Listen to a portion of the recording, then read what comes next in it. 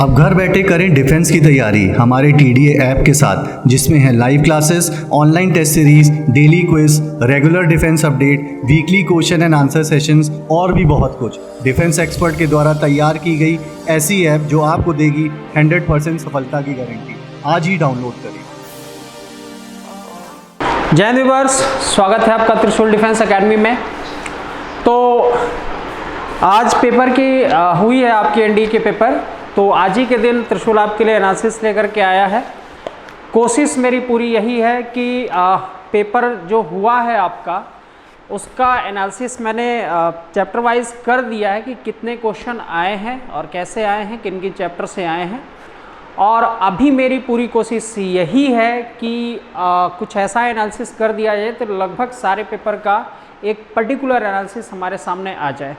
तो आज की जो क्लास मैं आपकी ले रहा हूँ, वहाँ पे आज का जो पेपर हुआ है उसके एनालिसिस को मैं करूँगा।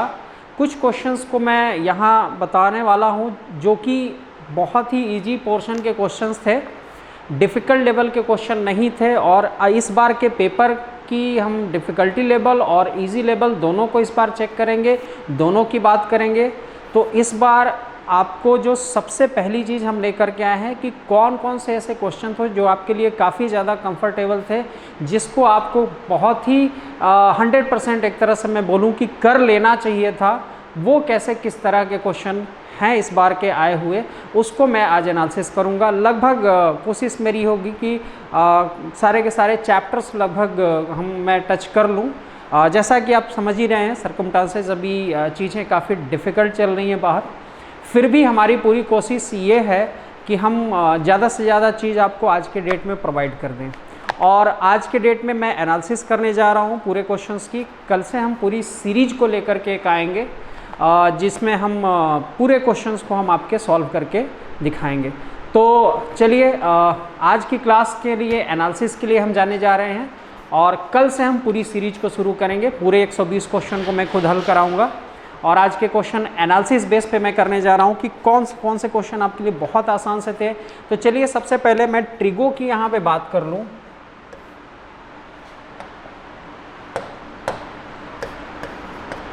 ट्रिगो की बात कर लूँ, मेरे पास सेक्शन डी है, तो जो भी स्टूडेंट सेक्शन डी वाले हैं वो इन क्वेश्चंस को मिलाते चलेंगे। सेक्शन डी है मेरे पास।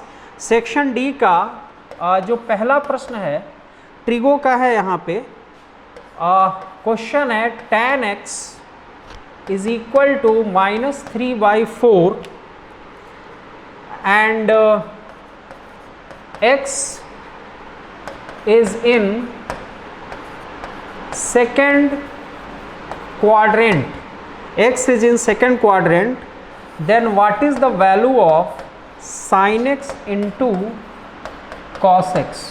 ओके, तो बहुत प्यारा सा, बहुत बढ़िया सा क्वेश्चन है और पूरी कोशिश मेरी यही है कि इसके पूरे ट्रेंड को मैं आपको बताऊं कि कैसे इस बार के इजी पेपर आए थे। जैसा कि हर बार मैं क्लास में बताता रहता हूं कि आपके लगभग, आप ये मान के चलो कि लगभग 60 to 70% होंगे जो बेस लेवल के क्वेश्चन होते हैं, जो मॉडरेट लेवल के क्वेश्चन होते हैं। क्वेश्चन का सिलेक्शन, क्वेश्चन का रिजेक्शन कैसे होना है आपका, वो बार बार मैं क्लास में बोलता हूँ। तो उन्हीं पे बेस पे मैं यहाँ एनालिसिस भी करने जा रहा हूँ। तो आज का सेक्शन डी का हमारा जो पहला प्रश्न है, आप देख सकते हैं कि कितना आसान सा, कितना इजी सा प्रश्न है जिसको आसानी से हम बना सकते हैं। ये चूंकि सेकेंड क्वाड्रेंट में है स्टूडेंट, तो सेकेंड क्वाड्रेंट में हम अगर बनाते हैं तो 0 से 90 और 90 से 180 यहाँ पे हमारा सेकेंड क्वाड्रेंट होता है। और जैसा कि हम सभी जानते हैं कि एक्स जब हम लिखते हैं तो यहाँ पे साइन क्या होता है बेटा, पॉजिटिव होता है, और बाकी क्या चीज़ें होती हैं, बाकी सारी चीज़ें क्या हो जाती हैं, नेगेटिव हो जाती हैं। तो इसको हम सबसे पहले एक ट्रायंगल शेप में बनाएंगे और ट्रायंगल के लिए हम जाएंगे यहाँ से 3/4 है, चूंकि tan है और पाइथागोरस स्ट्रिप यहाँ पे लग रहा है, तो ये कितना हो जाएगा स्टूडेंट, तो ये हो जाएगा 5। तो sin x हमने लिया, तो sin x कितना हो गया स्टूडेंट, तो sin x आपका हो गया 3/5, परपेंडिकुलर अपॉन हाइपोटेनियस होता है। और जैसा कि हम देख रहे हैं कि cos x कितना होगा स्टूडेंट, 4/5। लेकिन जैसा कि कहा गया है हमसे कि ये सेकंड क्वाड्रेंट में है, तो स्टूडेंट cos को हमको क्या कर लेना है, नेगेटिव। यहीं पे काफ़ी बच्चों ने चूक किया होगा, उन्होंने सेकंड क्वाड्रेंट को नहीं देखा होगा और डायरेक्ट इसको प्लस करके कर दिया होगा। बट यहीं पे सावधान आपको रहने की आवश्यकता थी, क्योंकि सेकंड क्वाड्रेंट में बोल रहा है तो सिर्फ और सिर्फ साइन ही पॉजिटिव होता है, कॉस तो हमारा नेगेटिव होता है। तो स्टूडेंट इन दोनों का जो गुणनफल होगा sine x into cos x का, तो 3/5 इंटू यहाँ पे हम देखेंगे -4/5, तो यानी कि -12/25, -12/25 ये आपका आंसर हो जाएगा। और इसमें देखते हैं कि -12/25 हमारा कहाँ पे स्टूडेंट, तो डी पे है, तो D is the right answer of this question, D is the right answer of this question. चलिए आगे बढ़ते हैं, अगले प्रश्न पे चलते हैं। बहुत प्यारे प्यारे से क्वेश्चन यहाँ पे चूज किया है मैंने। नेक्स्ट क्वेश्चन पे हम चलेंगे। नेक्स्ट क्वेश्चन मैंने इसी सेट का लिया है 15वां प्रश्न। चूंकि बेटा ये एनालिसिस मैं कर रहा हूँ, पूरे पेपर्स को नहीं सॉल्व करा रहा हूँ, सीरीज आपकी कल से मैं लेकर के आऊँगा पूरे पेपर्स की। आज सिर्फ एनालिसिस हम करेंगे कि किन क्वेश्चंस को हमको पहले अटेम्प्ट करना चाहिए था, कौन से हमारे लिए आसान से प्रश्न थे, किसमें हमें चूक नहीं करनी चाहिए थी। तो एनालिसिस में हम आते हैं 15वें प्रश्न पे आते हैं सेट डी के। तो सेट डी के हम 15वें प्रश्न को देखेंगे कि ये भी कितना प्यारा सा क्वेश्चन था, ये भी हमारे लिए बहुत ही आसान सा क्वेश्चन था। तो 3 cos theta is equal to 4 sin theta, then हमसे पूछा जा रहा है कि tan 45 डिग्री प्लस थीटा कितना होगा। अब देखो ये भी स्टूडेंट बहुत आसान सा प्रश्न था, ये भी सारे के सारे स्टूडेंट्स का बन जाना चाहिए था, इसमें भी कोई किसी का दिक्कत वाली चीज़ नहीं होनी चाहिए थी। अब यहाँ पे आते हैं बेटा, तो 3 cos थीटा और यहाँ पे हमने क्या भेजा 3 cos थीटा और साइन थीटा को यहाँ पे, एक मिनट यहाँ पे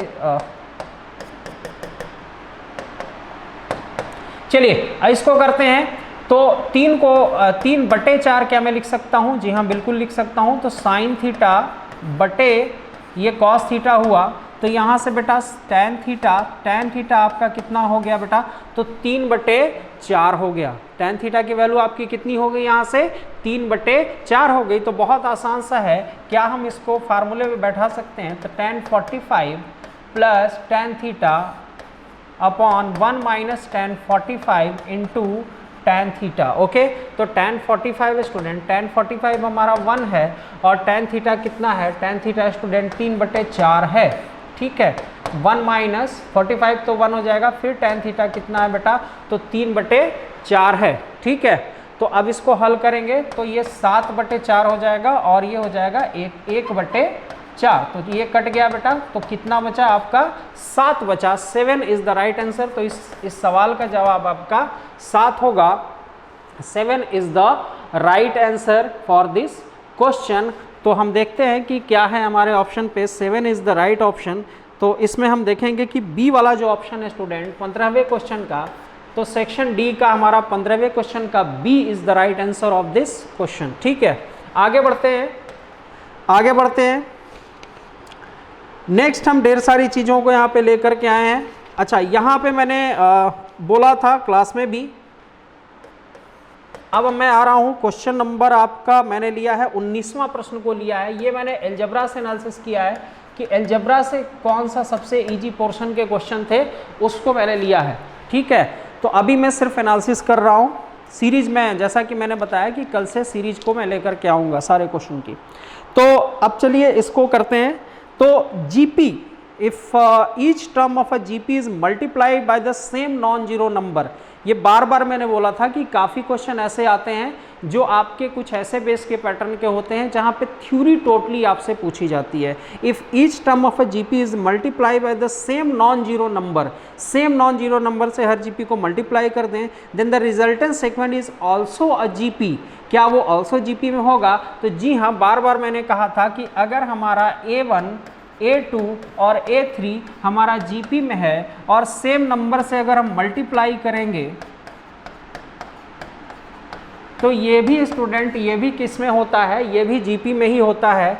और सेम नंबर से अगर मैं इसको डिवाइड भी कर दूं तो भी मेरा GP क्या होगा, तो भी मेरा GP डिस्टर्ब नहीं होगा, तो भी ये GP में होता है। ये थ्योरी का पोर्शन होता है। तो पहला और दूसरा दोनों स्टेटमेंट ठीक है, हमारे दोनों स्टेटमेंट राइट है। तो इसका आंसर हो जाएगा C, बोथ आर राइट।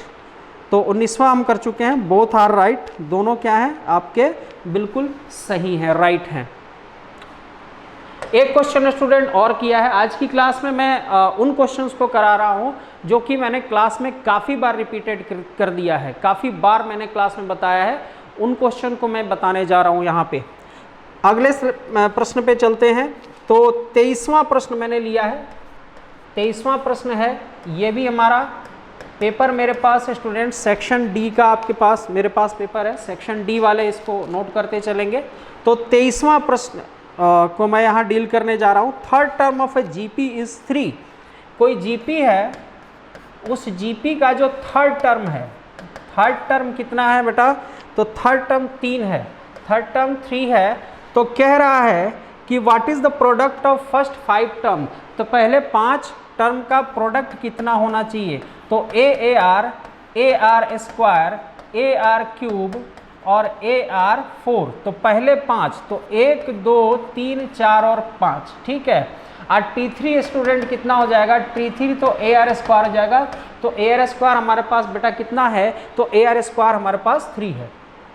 अब आगे बढ़ते हैं। तो ए 5 बार होगा तो ए टू दी पावर 5 हो जाएगा। आर 4 3 7 2 9 और एक ये क्या हो जाएगा? 10, ठीक है। तो ये ए आर स्क्वायर, क्या हम इसका पूरे का पावर 5 लिख सकते हैं? जी हाँ, बिल्कुल लिख सकते हैं। ए आर स्क्वायर का पावर 5 हम लिख सकते हैं। और ए आर स्क्वायर जैसा कि हम देख रहे हैं 3 है, तो 3 का पावर 5। तो 3 का पावर 5 है स्टूडेंट, 3 गुणा 3 गुणा 3 गुणा 3 गुणा 3। तो ये तितरी का 1 2 3 4 5, तितरी का 9 3 27 3 81, 81 3 3 8 3 14, 243 स्टूडेंट हो जाएगा। 243 इज द राइट आंसर। तो इसका जवाब होगा B. B is the right answer for this question. तो मेरे ख्याल से सब कुछ मिलाते चलेंगे इसको साथ में। आगे बढ़ते हैं।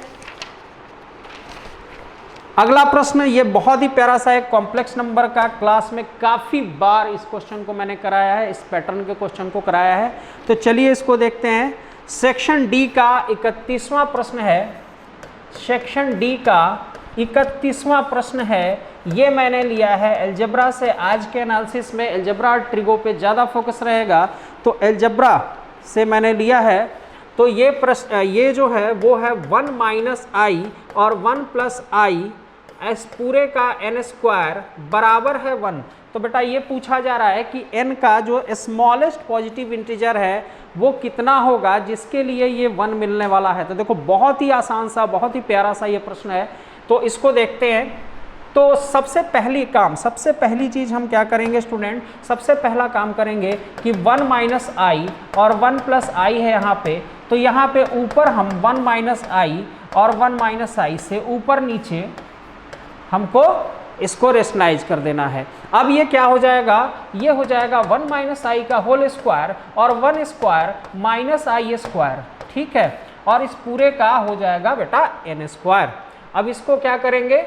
1 स्क्वायर प्लस आई स्क्वायर माइनस 2i और ये बेटा 2 हो जाएगा और पावर हो जाएगा एन स्क्वायर। ये और ये कैंसिल हो गया, ये और ये कैंसिल हो गया, तो माइनस आई इसका एन स्क्वायर हुआ। तो माइनस आई आपका एन स्क्वायर दे रहा है बेटा। तो n अगर हम मान लो मैंने 2 रखा है तो यहाँ पे क्या हो जाएगा 4 और माइनस आई का पावर 4, यानी कि ये आई का पावर 4 हो जाएगा। और आई का पावर 4 हम अच्छे से जानते हैं कि 1 होता है। तो इसका सही जवाब स्टूडेंट क्या हो जाएगा?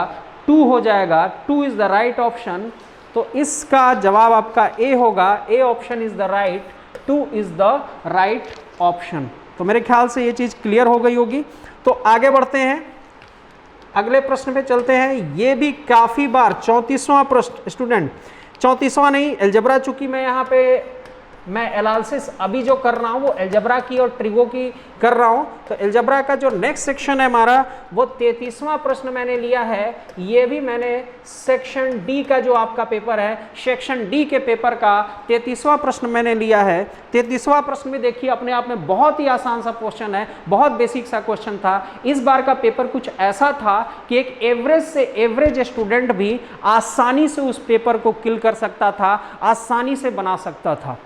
तो चलिए, जिन्होंने मेरी क्लासेस प्रॉपर अटेंड की हैं उनका पेपर बहुत बेहतर गया होगा, और बेस्ट ऑफ लक है आपको त्रिशूल की तरफ से कि इस बार का भी पेपर पिछली बार की तरह ही बहुत ही ज़्यादा आसान था। तो चलिए आगे बढ़ते हैं। तो 33वें प्रश्न पे डेल्टा क्या है, तो डेल्टा हमारा है A1 B1 और C1, और ये है A2 B2 और C2, और फिर है A3 B3 और C3। चलिए अब आते हैं, आगे बढ़ते हैं। तो फिर कह रहा है कि then what is the value of the determinant, तो उस डिटर्मिनेंट की वैल्यू कितनी होगी, what is the value of the determinant. तो देखते हैं, तो PA1 कह रहा है, फिर कह रहा है PA2, और फिर कह रहा है PA3, ठीक है, और B1 B2 और B3, QC1 QC2 और QC3, ठीक। अब यहाँ पे ये पूरा मैंने P और Q दोनों में से निकाल लिया, तो A1 A2 और A3, B1 B2 और B3, C1 C2 और C3, ठीक है। अब देखिए ये तो डेल्टा था हमारा, क्या मैं इसकी जगह पे डेल्टा लिख सकता हूँ? जी हाँ, बिल्कुल डेल्टा लिख सकता हूँ। तो PQ delta is the right option, then D is the right option, D is the right option. Section D वाले ओपन करेंगे, सेक्शन डी वाले 33वें प्रश्न पे लगाएंगे D। चलिए आगे बढ़ते हैं, 34वें प्रश्न पे चलते हैं, 34 पे चलते हैं। 34 ये बायनोमियल का क्वेश्चन है। काफ़ी बार मैंने क्लास में बताया था इस चीज़ को कि अगर कोई series NC1 NC2 dot dot dot dot NCN तक चलती है बेटा, तो इसका आंसर होता है 2 to the power n। इसका आंसर क्या होता है? 2 to the power n-1 होगा बेटा, यहाँ -1 भी लगेगा। क्यों? क्योंकि ये चीज़ जब सीरीज हम शुरू होती है, इसकी थोड़ी सी डिटेल में बता देता हूँ। 1 + x to the power n को जब हम खोलते हैं तो बेटा NC0 फिर NC1 फिर आपका x आएगा, NC0 x आएगा। थोड़ी सी डिटेल में इसकी बता दे रहा हूँ। फिर आपका आ जाएगा NC2 x², ऐसे करके आपका डॉट डॉट डॉट डॉट चलता रह जाएगा। फिर लास्ट में NCN और XN आपका आएगा, ठीक है। तो ये वाली चीज़ मेरे ख्याल से समझ में आ गई होगी आपको, ठीक। अब यहाँ पे अगर मैंने x की जगह पे 1 पुट कर दिया, आप समझो इस चीज़ को, तो ये 2 के पावर n हो जाएगा। जैसे ही मैंने x बराबर 1 पुट किया, 2 का पावर n हो जाएगा, और ये सीरीज बन जाएगी स्टूडेंट NC0, अब फिर NC1 फिर NC2 dot dot dot dot ऐसे ऐसे कितनी बनेगी? NCN बनेगी। तो 2 to the power n, NC0 हमको अच्छे से मालूम है कि क्या होता है, 1 होता है। जैसे ही इसको इधर भेजूंगा मैं, ये सीरीज आपकी NC1 NC2 dot dot dot आपकी NCN से शुरू हो जाएगी, ठीक है। तो जैसा कि क्वेश्चन में हमसे पूछा गया है, हमारी सीरीज कहाँ से चल रही है स्टूडेंट, क्वेश्चन को आप देखो तो क्वेश्चन में NC1 से ही आपकी सीरीज चुकी चल रही है। तो जो 34वां प्रश्न है स्टूडेंट, तो 34वें प्रश्न का जो जवाब होगा वो होगा B is the right answer. 2 to the power n-1 is the right answer, क्योंकि यहाँ 1 से सीरीज आपकी चल रही है। तो आगे बढ़ते हैं, मेरे ख्याल से पूरी डिटेल आपको समझ में आ गई होगी। आगे बढ़ते हैं, अगले प्रश्न की ओर रुख करते हैं। बहुत प्यारा सा ये प्रश्न है, 35वां स्टूडेंट मॉडरेट लेवल का है, मतलब ना ज़्यादा डिफ़िकल्ट है और ना ही ज़्यादा आसान है, थोड़ी सी ये चालाकी भरा सा क्वेश्चन है। तो चलिए 35वें क्वेश्चन को देखते हैं। तो 35वां ये भी मैंने अलजेब्रा सेक्शन से लिया है। तो 35वें प्रश्न पे हम आते हैं। यहाँ पे बेटा कह रहा है कि a + b + c बराबर कितना है? 4 है, ठीक है। उसके बाद कह रहा है कि AB + BC और +CA बराबर कितना है बेटा? तो क्या है? 0 है। तो what is the value of this determinant? ABC BCA और CAB, इसकी वैल्यू पूरी की पूरी कितनी है? तो देखिए इसको, तो दोनों और स्क्वायर किया तो a² b² + c² + 2ab + bc + ca होगा, ठीक है। बराबर ये कितना हो जाएगा बेटा? 4 चौका 16 हो जाएगा। तो a² + b² + c², ठीक है। और ये तो ab + bc + ca वहाँ से देख रहे हो आप कि 0 है, तो जैसे ही 0 रखेंगे पूरा 0 हो जाएगा। तो मुझे क्या मिला स्टूडेंट, तो A square plus B square plus C square कितना मिला मुझे स्टूडेंट, तो 16 मिला यहाँ पे, ठीक है। A square plus B square plus C square मुझे कितना मिला, 16 मिला, 16 मिला। चलिए इसका भी उपयोग करेंगे और इसका भी उपयोग करेंगे। अब आते हैं हम अपने डिटर्मिनेंट पे।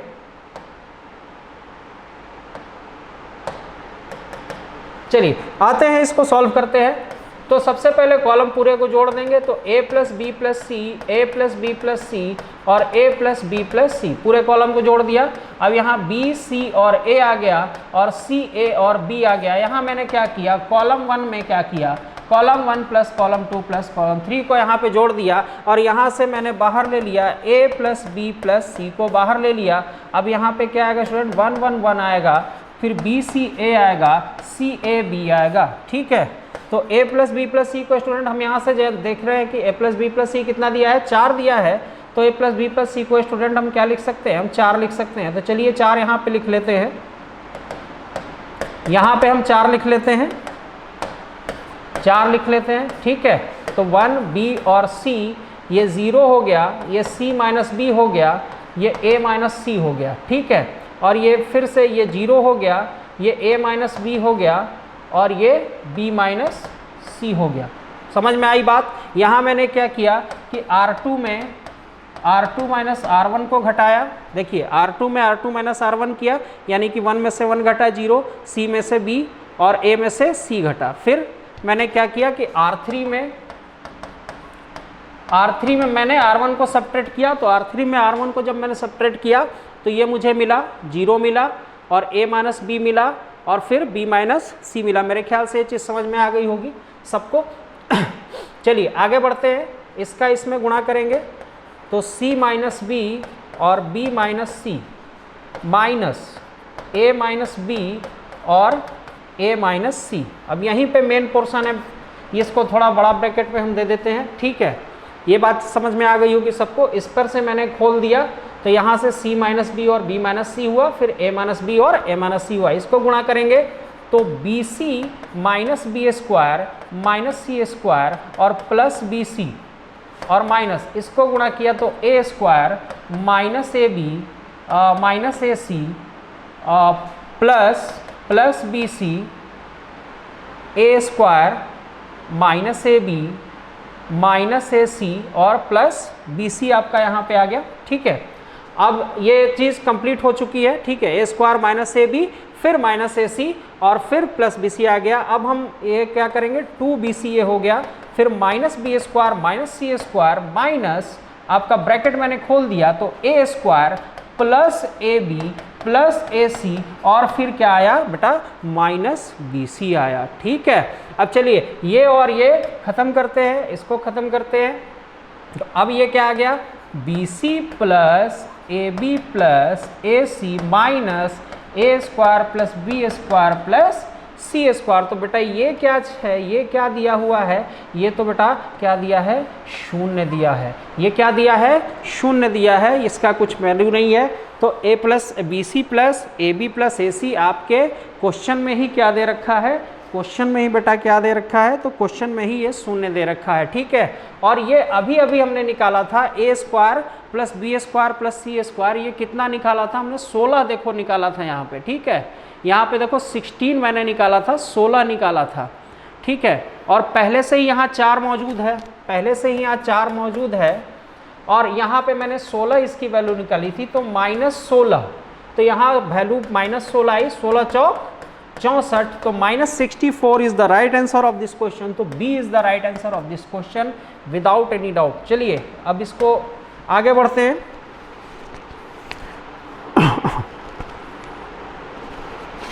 आगे बढ़ते हैं अगले सेक्शन पे। कुछ क्वेश्चंस को मैंने लिया है, कोशिश से ये है कि लगभग सारे पेपर के क्वेश्चन को एनालिसिस किया जाए और कल से पूरी सीरीज को तो बने रहेंगे आप त्रिशूल के साथ। पूरी सीरीज को लेकर के मैं कल की डेट में आऊँगा। आज एनालिसिस को मैं करा देता हूँ। अगला जो है क्वेश्चन मेरा वो है 46 आपका क्वेश्चन है, 46वां आपका प्रश्न है, 46 वाला क्वेश्चन है।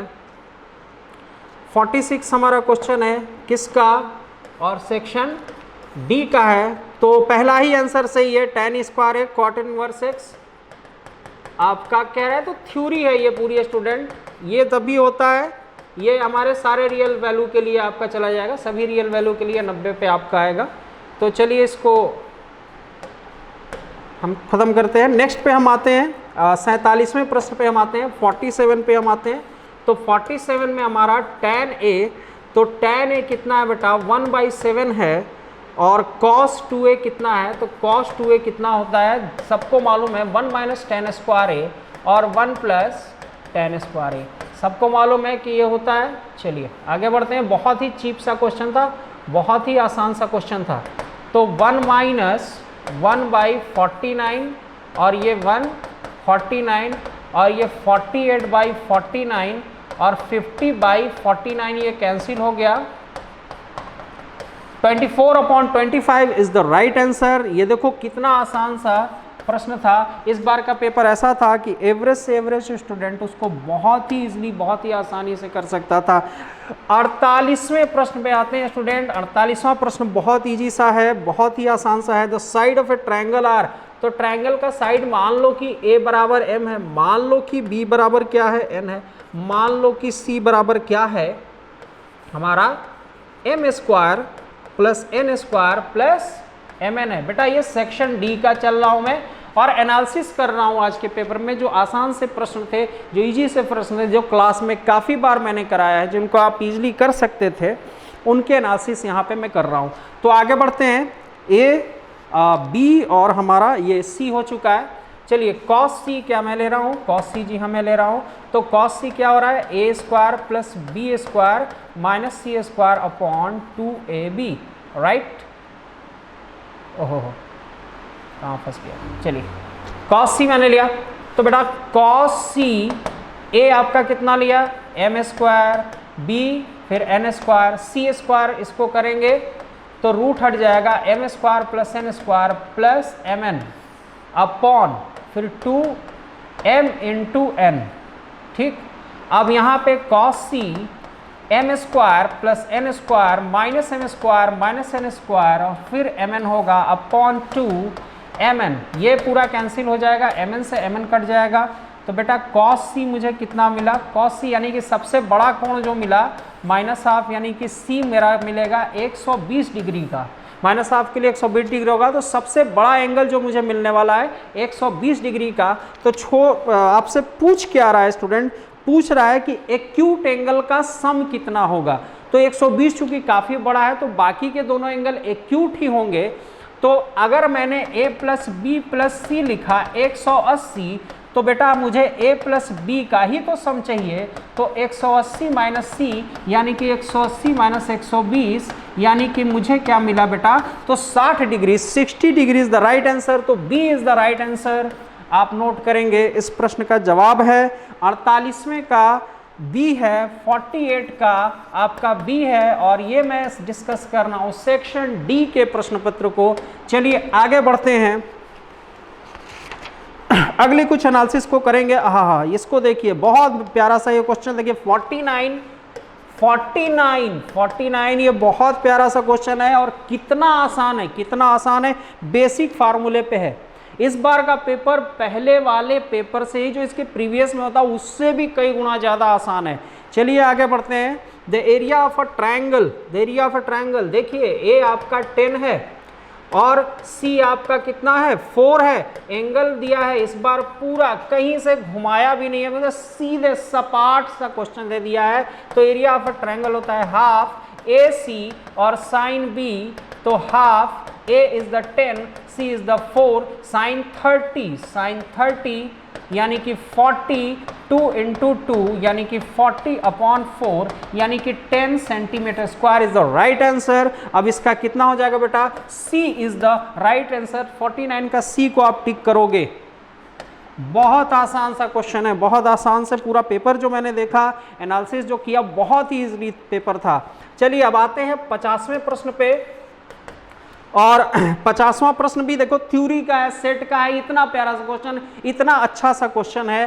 पहला स्टेटमेंट कह रहा है कि ए आपका एक सेट दिया हुआ है, देखिए 1 3 और 5 और B एक सेट दिया हुआ है 2, 4 और 7, इनका कार्डिनल नंबर बेटा इसका भी 3 आएगा और इसका भी कार्डिनल नंबर 3 आएगा, लेकिन एलिमेंट भले अलग हैं, कार्डिनल नंबर सेम है। तो कार्डिनल नंबर सेट का सेम होता है तो वो कौन सा सेट होता है? वो इक्विवेलेंट सेट होते हैं जिनके कार्डिनल नंबर सेम होते हैं। तो आपका पहला स्टेटमेंट तो बिल्कुल राइट है। दूसरा स्टेटमेंट पे हम आगे बढ़ते हैं, जो हमारा सेकंड वाला स्टेटमेंट है। सेकंड वाला स्टेटमेंट पे स्टूडेंट 159 है और बी बेटा है 15599। तो जैसा कि हम जानते हैं कि सेट के अंदर डबल कभी भी बार नहीं लिखा जाता है, हमेशा ये सेट को ऐसे लिखा जाता है।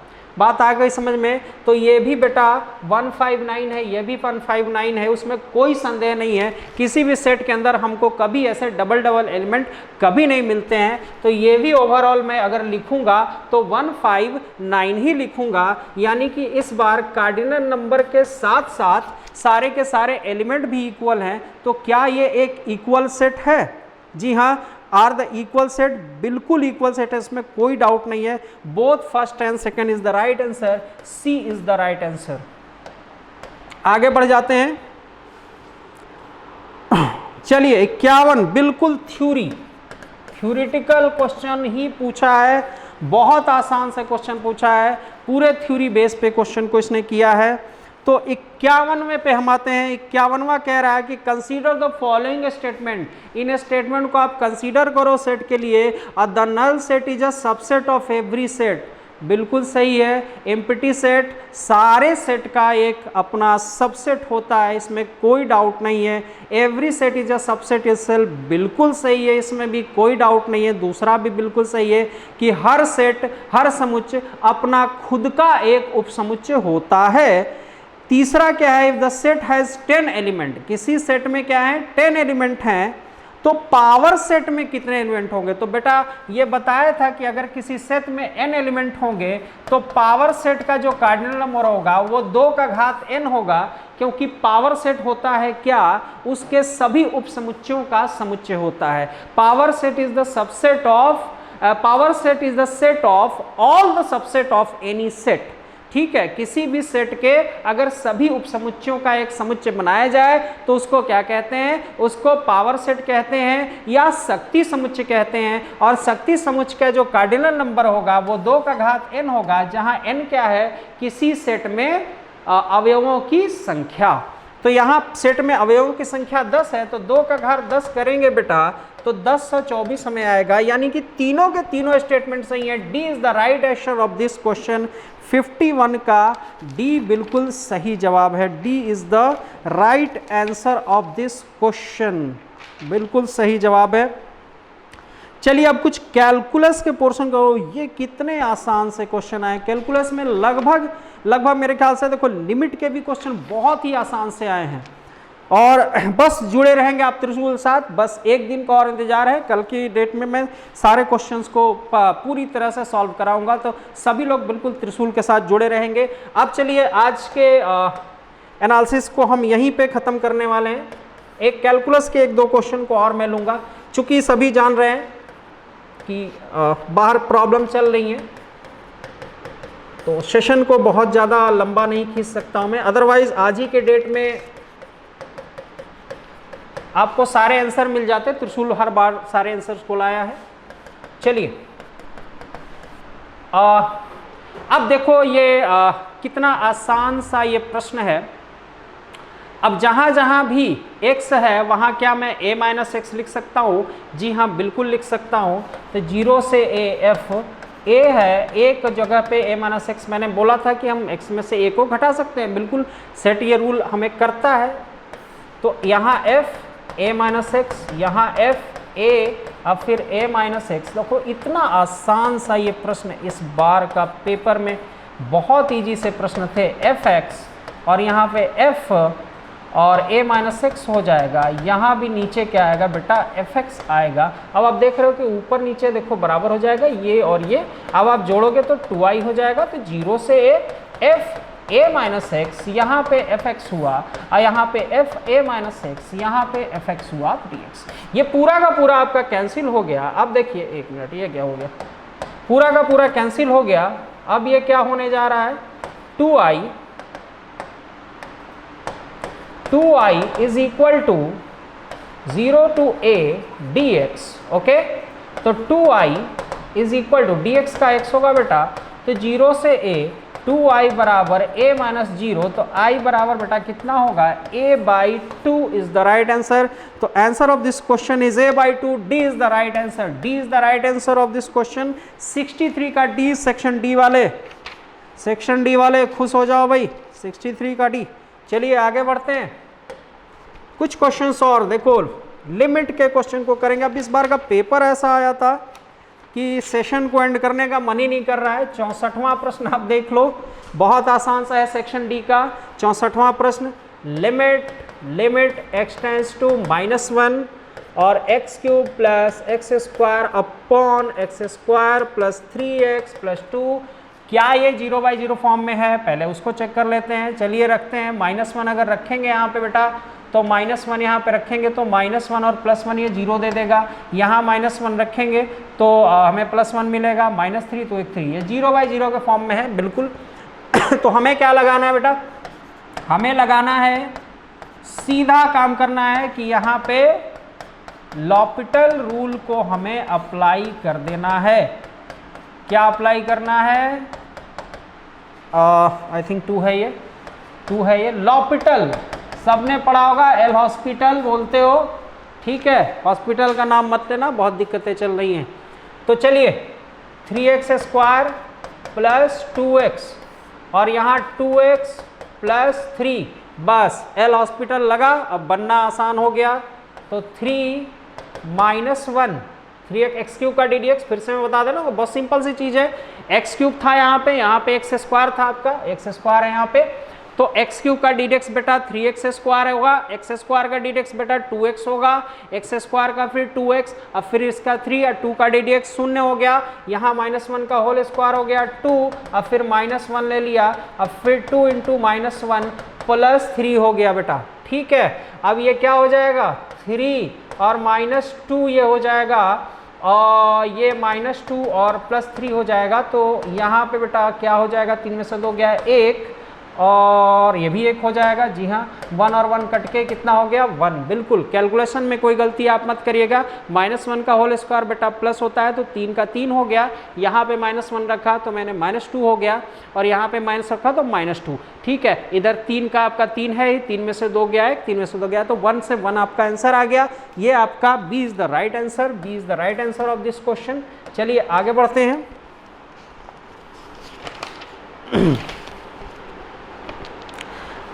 इस पे आते हैं, देखो 72 वाले प्रश्न को कितनी बार मैंने डिटेल में बताया था। सेक्शन डी का 72वां प्रश्न सबसे आसान प्रश्न ये होता है, मैक्सिमम मिनिमा का ट्रिकी अप्रोच का क्वेश्चन होता है, कि कह रहा है कि x + y, इसको बनाने की भी बेटा कोई आवश्यकता नहीं है, इसके लिए सुपर ट्रिक बताया था कि प्रोडक्ट जो है सिंपल, बहुत सिंपल सा क्वेश्चन किया था।